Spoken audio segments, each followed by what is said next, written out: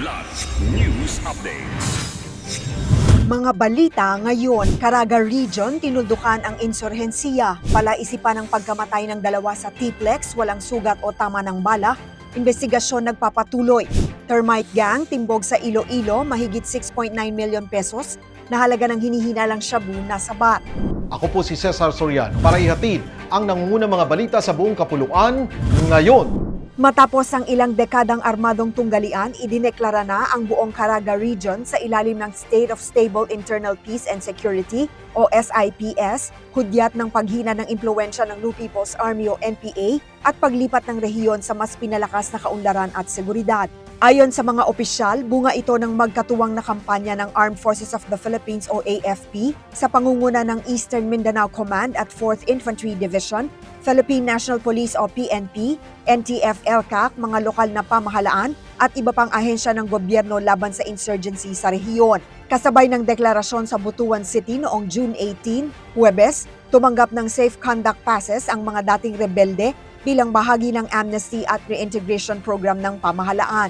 Namahagi rin ng DSWD ng 1.2 million pesos na pamana livelihood assistance sa 4 na samahan upang matulungan ang mga dating rebelde at conflict-affected communities na makapagsimula ng kabuhayan at tuluyang makabalik sa mapayapang pamumuhay.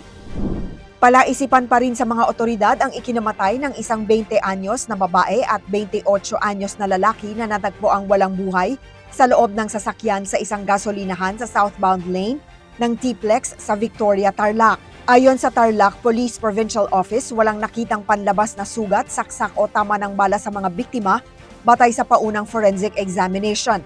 Kinilala na ng kanilang mga kaanak ang dalawang biktima ngunit hiniling na panatilihing pribado ang kanilang pagkakakilanlan. Nadiskubre ang mga bangkay noong June 17 matapos mapansin ng mga empleyado ng gasolinahan ang matagal na pagkakaparada ng sasakyan. Patuloy ang forensic examination upang matukoy ang sanhi ng kanilang pagkamatay. 3 hinihinalang miyembro ng grupong iniuugnay sa termite gang ang arestado matapos masamsam ng mga otoridad ang mahigit 1 kilo ng hinihinalang shabu na nagkakahalaga ng 6.9 million pesos sa buy-bust operation sa Mandurriao, Iloilo City noong June 16, Martes.